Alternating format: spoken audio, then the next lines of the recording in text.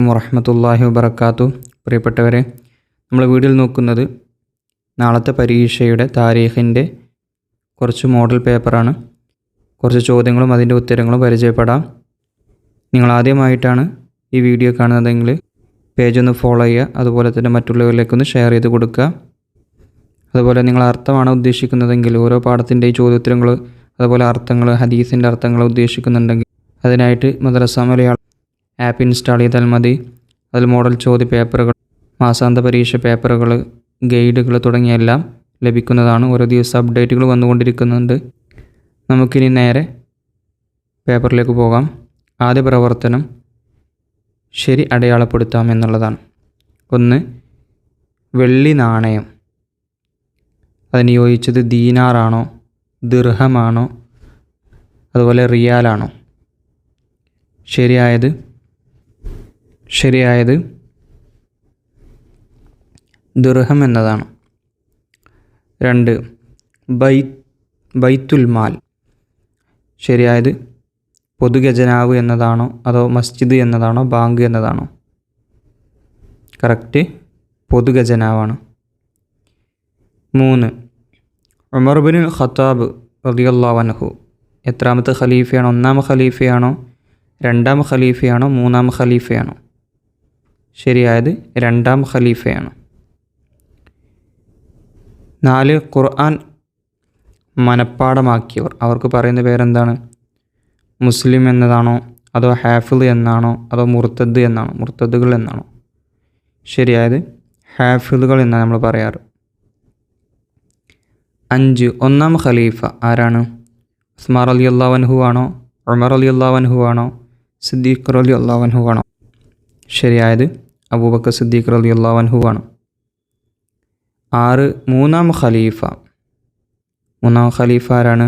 ഉസ്മാൻ റളിയല്ലാഹു അൻഹു ആണോ, സിദ്ദീഖ് റളിയല്ലാഹു അൻഹു ആണോ, ഉമർ റളിയല്ലാഹു അൻഹു ആണോ? ശരിയായത് ഉസ്മാൻ റളിയല്ലാഹു അൻഹു. 7. സമാധാന കരാറ്. അതിന് പറയുന്ന പേര് ജിസിയ എന്നാണോ, കിതാബ് എന്നാണോ, സുൽഹ് എന്നാണോ? ശരിയായത് സുൽഹ് എന്നാണ്, സമാധാന കരാർ. ഇനി അടുത്ത പ്രവർത്തനമാണ് ഉത്തരം എഴുതുക. ചോദ്യം 1. അബൂബക്കർ റളിയല്ലാഹു അൻഹുവിൻ്റെ ഭരണകാലം. അബൂബക്കർ സിദ്ദീഖ് റളിയല്ലാഹു അൻഹുവിൻ്റെ ഭരണകാലം ഏത് മുതൽ ഏത് വരെയാണ്? എത്രയാണ്? 2 വർഷവും 3 മാസവും 10 ദിവസവുമാണ്. ഇനി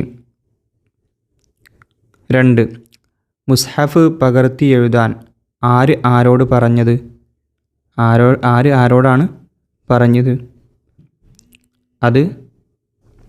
അത് പറഞ്ഞത്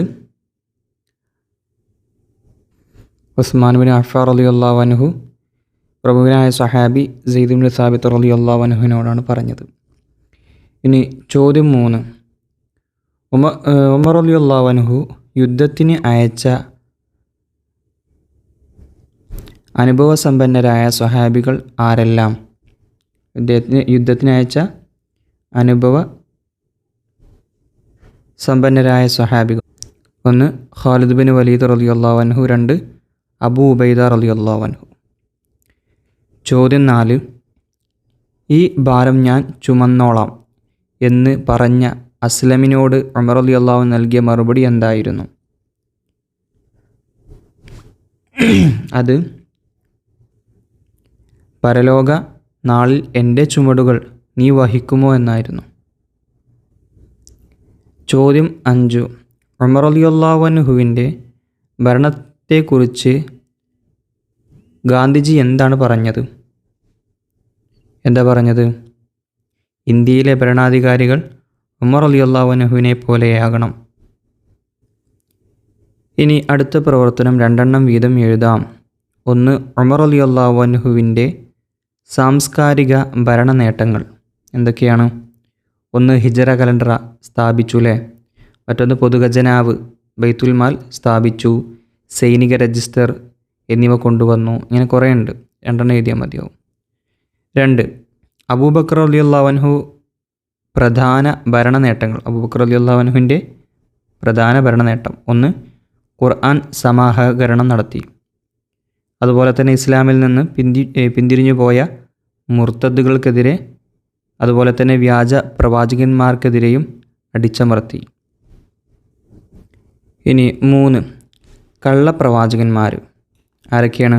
മുസൈലിമത്തുൽ കദ്ദാബ്, അതുപോലെ തന്നെ അസ്വദുൽ അനസി, സജാഹ്, അതുപോലെ തുലൈഹ.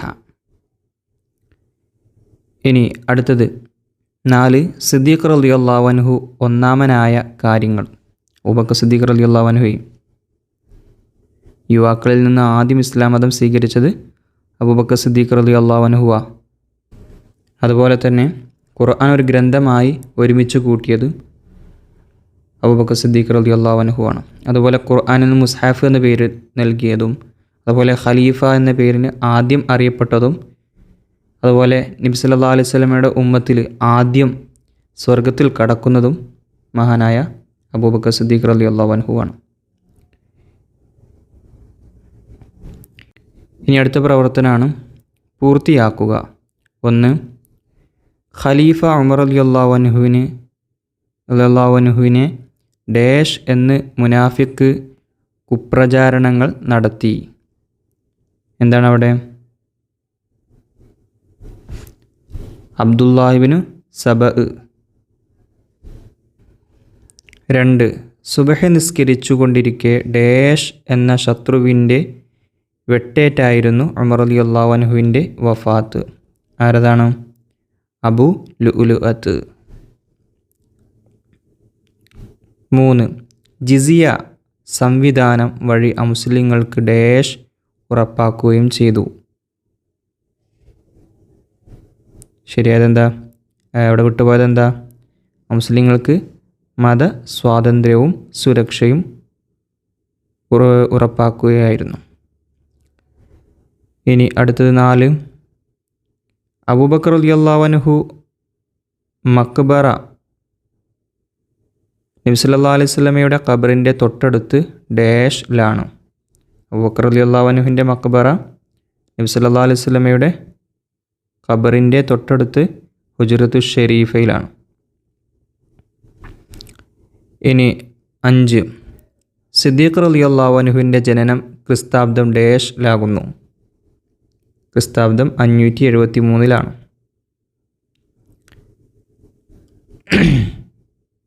അടുത്ത പ്രവർത്തനം അർത്ഥം എഴുതാമെന്നുള്ളതാണ്. അല്ലാഹുമ്മ റള അൻ ഉസ്മാന ഫ ഇന്നി അൻഹു റാളിൻ. അതിൻ്റെ അർത്ഥം എഴുതി കൊടുക്കുക. അള്ളാഹുവേ, നീ ഉസ്മാനെ പൊരുത്തപ്പെടണമേ, തീർച്ചയായും ഞാൻ അദ്ദേഹത്തെ പൊരുത്തപ്പെട്ടിരിക്കുന്നു. 2 അല്ലാഹുമ്മ റുസ്ഖ്നി ഷഹാദത്തൻ ഫി സബീലിക വജഅൽ മൗതി ഫി റസൂലിക. അള്ളാഹുവെ, നിൻ്റെ മാർഗത്തിൽ എനിക്ക് നീ രക്തസാക്ഷിത്വം നൽകണമേ, നിൻ്റെ റസൂലിൻ്റെ നാട്ടിൽ എൻ്റെ മരണത്തെ നീ ആക്കണമേ. ഇതോടുകൂടെ നമ്മുടെ ചോദ്യങ്ങളും ഉത്തരങ്ങളും അവസാനിച്ചു. അസ്സലാമു അലൈക്കും വറഹ്മത്തുള്ളാഹി വബറകാതുഹു.